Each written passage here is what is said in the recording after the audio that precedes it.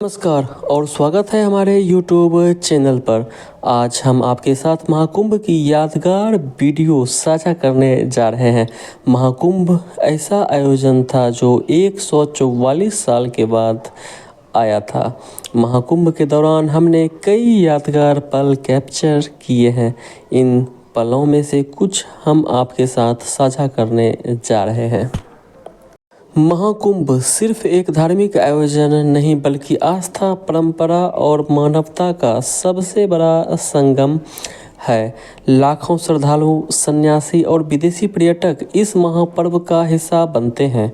लेकिन 2025 का महाकुंभ अब समाप्त हो चुका है और पीछे छोड़ गया है अनगिनत यादें, आध्यात्मिक ऊर्जा और अविस्मरणीय क्षण।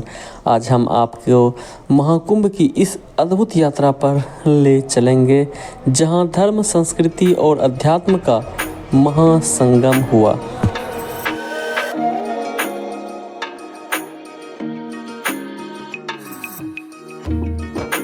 यह सिर्फ एक स्नान नहीं बल्कि आत्मशुद्धि और मोक्ष की ओर एक कदम था। गंगा आरती की दिव्यता ने हर किसी को मंत्रमुग्ध कर दिया।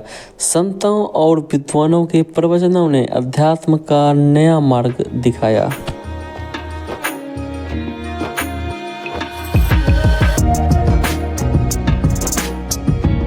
दोस्तों, श्रद्धालुओं की सुविधाओं को देखकर कई सारे पीपा पुल बनाए गए थे जिसमें श्रद्धालुओं की भीड़ को देखते हुए कुछ को खोला जाता था और कुछ को बंद ही रहने दिया जाता था।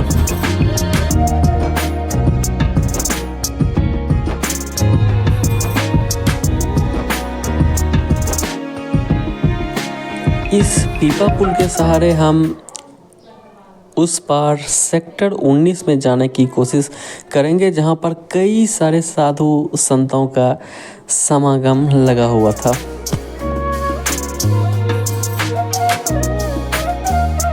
काफ़ी दूर चलने के बाद हमें ये बाबा मिले जो शायद बैठते नहीं हैं, कई वर्षों से लगातार खड़े ही हैं। यहाँ काफ़ी सारी भीड़ लगी हुई थी, इनसे बातें कर रहे थे, इनका आशीर्वाद ले रहे थे बहुत सारे लोग।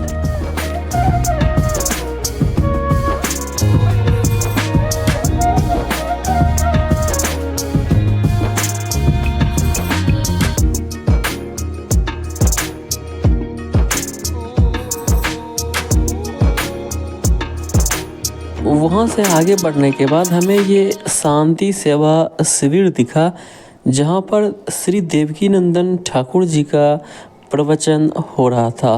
वो अपने मंच से प्रवचन कर रहे थे और काफ़ी सारी भीड़ उनके आसपास थी।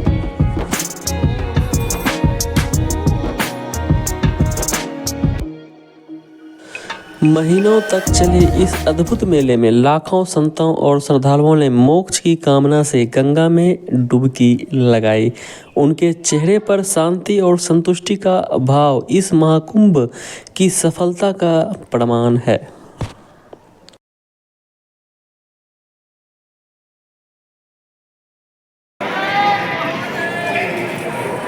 बोलना चाहिए कि जिस गंगा नदी में हम सभी लोग अमृत की बूंदों की तलाश में, मोक्ष की तलाश में डुबकी लगाए, इतनी पवित्रता बनाए रखे इतनी भीड़ होने के बावजूद भी, तो फिर आगे के दिनों में हमें ऐसी व्यवस्था बनाए रखना ज़रूरी है कि नदियों को गंदा ना करें। और ये विनम्र आग्रह है ताकि वो साफ रह सके, क्योंकि उसमें ही वो शक्ति है जहाँ पर अमृत की बूंदें गिरी थी और वहीं स्नान करने से हमें मोक्ष भी मिल सकता है। इसलिए हमेशा ध्यान रखें कि नदियों को गंदा करने की कोशिश कभी भी ना करें। और हमें वहाँ की व्यवस्था दिखी कि इतने सारे श्रद्धालुओं के नहाने के बावजूद भी हमारी नदी बहुत ही स्वच्छ और पवित्र थी। दोस्तों वहाँ से आगे बढ़ने के बाद हमें ये शिविर दिखा जहाँ पर खाने की व्यवस्थाएं थी और हमने यहाँ पर लाइन में लगकर खाना खाया। हमारे बाकी के साथियों ने भी यहाँ पर खाना खाया जिसे हम सभी ने प्रसाद के रूप में ग्रहण किया। और ये प्रसाद इतना अच्छा था, इतना पवित्र था कि खाने के साथ आत्मा को तृप्ति, संतुष्टि मिल गई। बहुत ही अच्छी व्यवस्था थी इनकी। अमीर हो या गरीब हो, सभी को लाइन में खड़े होकर अपनी बारी का इंतज़ार करना होता था।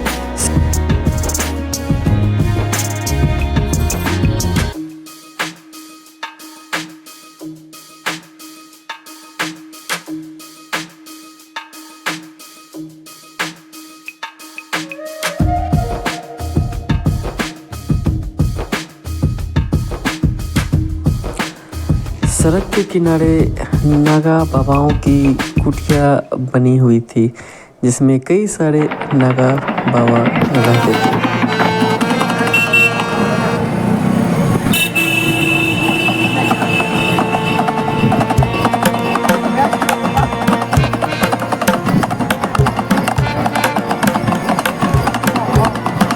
नागा सन्यासियों की दिव्य शोभा यात्रा, शाही स्नान, अखाड़ों का संगम और मंत्रों की गूंज इस आयोजन को अविस्मरणीय बना दिया।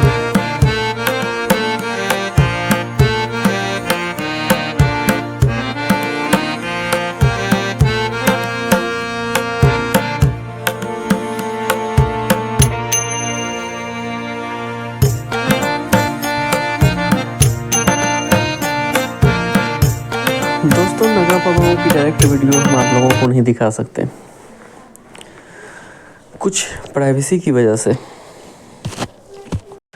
लेकिन यहाँ पर बहुत ही अच्छा लग रहा था, अद्भुत लग रहा था कि मानो एक ही वेशभूषा में कई सारे लोग एक ही चीज़ के लिए प्रयत्न कर रहे हैं, बिना किसी द्वेष, बिना किसी ईर्ष्या के।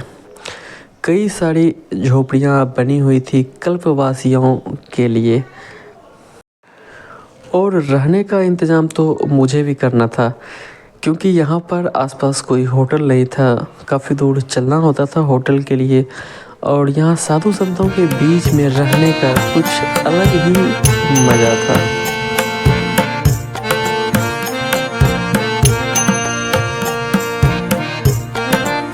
दोस्तों यहाँ पर काफ़ी सारे अखाड़ा थे और काफ़ी सारे संतों की कुटिया बनी हुई थी, संतों का घर बनाया हुआ था, सभी लोग अपनी टोली में मौजूद थे।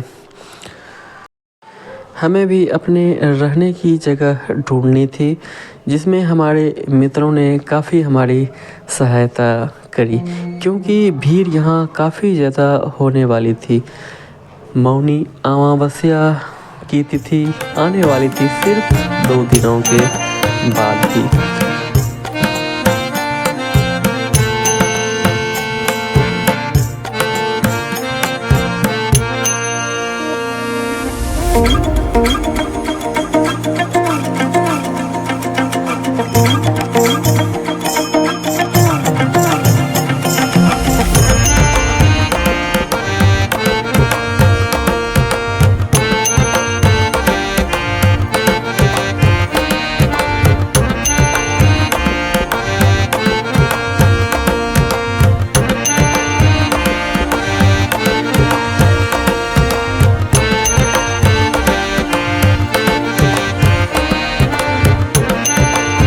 चलते चलते काफ़ी देर हो चुकी थी और हम लोगों को प्यास लगी, लेकिन वहाँ पर पानी की भी व्यवस्था हर एक जगह थी जहाँ पर आरओ का पानी, फिल्टर पानी की व्यवस्था थी, पीने का पानी की अलग से व्यवस्था थी, नज़दीक जगह पर ही।